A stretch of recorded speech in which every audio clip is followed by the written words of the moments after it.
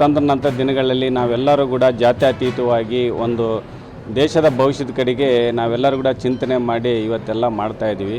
ಮೊದಲಿಂದ RSS ಏನಂತೆಲ್ಲ ತಾವೆಲ್ಲ ನೋಡಿದಿರಿ.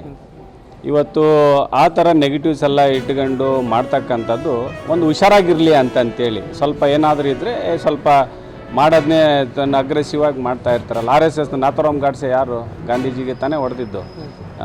ಇವೆಲ್ಲ ಸ್ವಲ್ಪ ಇತಿಹಾಸ ನೆನಪಿಟ್ಕೊಂಡು ಸ್ವಲ್ಪ ಹುಷಾರಾಗಿರಲಿ, ಮುಂದೆ ಏನೋ ಅವಘಡ ಆಗಬಾರ್ದು ಅಂತಂತೇಳಿ ನಾವು ನಮ್ಮ ಎಚ್ಚರಿಕೆನ ಜನಪರವಾಗಿ ನಮ್ಮ ಆಡಳಿತಕ್ಕೆ ಯಾರೇ ಬರಬಾರ್ದು ಅಂತೇಳಿ ನಾವು ಕ್ರಮ ಕೈಗೊಂಡಿದ್ದೀವಿ ಅಷ್ಟೇ. ಸಾರ್ವಜನಿಕ ಸ್ಥಳದಲ್ಲಿ ಕಾರ್ಯಕ್ರಮ ಮಾಡಬಾರ್ದು, ನಿಷೇಧ ಮಾಡಬೇಕು ಅಂತ ನೋಡಿ. ಈಗ ನಾವು ಡೈರೆಕ್ಷನ್ಸ್ ಏನು ಕೊಟ್ಟಿದ್ದೀವಿ, ನಮ್ಮ ಕರ್ನಾಟಕ ಒಂದು ಶಾಂತಿಯ ತೋಟ, ನಮ್ಮದೆಲ್ಲರೂ ಕೂಡ ಸರ್ವಜನಾಂಗೀಯ ಶಾಂತಿಯ ತೋಟ. ಸೊ ಅದನ್ನು ಪರಂಪರೆ ಮುಂದುವರಿಬೇಕು, ಮುಂಜಾತೆ ಕ್ರಮವಾಗಿ ಇದನ್ನು ನಾವು ಹುಷಾರಾಗಿರ್ರಿ ಅಂತೇಳಿ ನಾವೆಲ್ಲ ಡೈರೆಕ್ಷನ್ಸ್ ಎಲ್ಲ ಕೊಟ್ಟಿಸಿದ್ದೀವಿ ಅಷ್ಟೇ.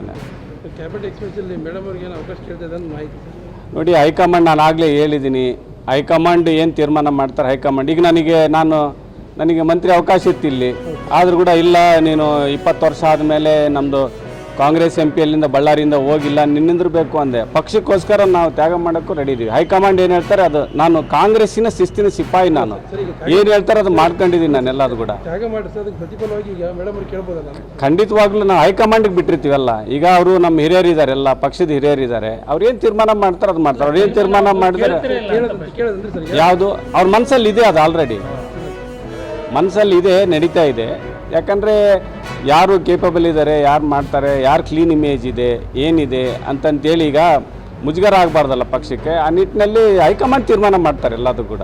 ಈ ಕಾಲದಲ್ಲಿ ಹೆಂಗಂದರೆ ತಾಯಿಗೆ ಮಗು ಹಾಲದೇ ಇದ್ರೆ ಹಾಲೇ ಕೊಡಲ್ಲ, ಕೇಳದೇ ಇದ್ರೆ ಹೆಂಗೆ ಅಂತ ಸರ್.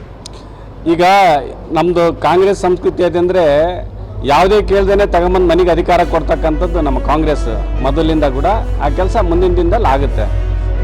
Thank you.